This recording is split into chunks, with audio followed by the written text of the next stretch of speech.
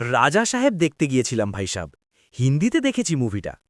শুরুতেই একটা জিনিস ভালো লেগেছে, থ্যাঙ্ক গড প্রভাস নিজে ডাবিং করেনি। অনেকেই ভাবছে প্রভাসের নিজের গলা, কিন্তু আসলে ডাবিং করেছে নিনাদকারে। শোনা যাচ্ছে এআই দিয়ে প্রভাসের আসল কণ্ঠের সঙ্গে ম্যাচ করানো হয়েছে। এই জিনিসটা আগেও আমরা কালকি মুভিতে দেখেছি। যাই হোক, এই মুভিটা ছিল প্রভাসের অন্যতম মোস্ট অ্যাওয়েটেড প্রজেক্ট। এক্সপেকটেশন এমন জায়গায় ছিল যেন কিছু একটা বড় ধামাকা হবে। কিন্তু প্রশ্ন হল, সেই এক্সপেকটেশন কি আদৌ পূরণ হল? হরর কমেডি বললেই মাথায় আসে ভুল ভুলাইয়া, স্ত্রী, স্ত্রী 2, কারণ এই মুভিগুলো একটা লেভেল সেট করে দিয়েছে। আর যখন সেই লিগ্যাসি ধরে রাখার কথা আসে, তখন চাপ থাকাটাই স্বাভাবিক। কিন্তু রাজা সাহেবের মেকাররা মনে হলো এই চাপটা সিরিয়াসলি নেওয়ার বদলে সরাসরি টয়লেটে ফ্ল্যাশ করে দিয়েছে।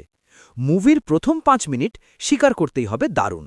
ভূতের সেটআপ, রাজপ্রাসাদের অ্যাটমসফিয়ার সবকিছুই বেশ জমাটি। কিন্তু ওই 5 মিনিটের পর হিরোর এন্ট্রি পর্যন্ত ঠিক ছিল। তারপর থেকেই আসল সমস্যা শুরু। দুটো হিরোইন, জোর করে ঢোকানো প্রেমের অ্যাঙ্গেল, না কোনো ফিল, না কোনো বিশ্বাসযোগ্যতা। এমন মনে হচ্ছিল এই নাও, প্রেম করে নাও। আর সবথেকে মজার ব্যাপার হলো, লাস্টে প্রথম হিরোইন আবার ফিরে এসে হিরোইন থেকে সোজা ভিলেন হয়ে যায়। সত্যি বলতে কি, এই মুভি থেকে যদি প্রায় আধ ঘন্টার প্রেমের অংশ কেটে দেওয়া হয়, তবুও গল্পে কোনো তফাৎ পড়ত না।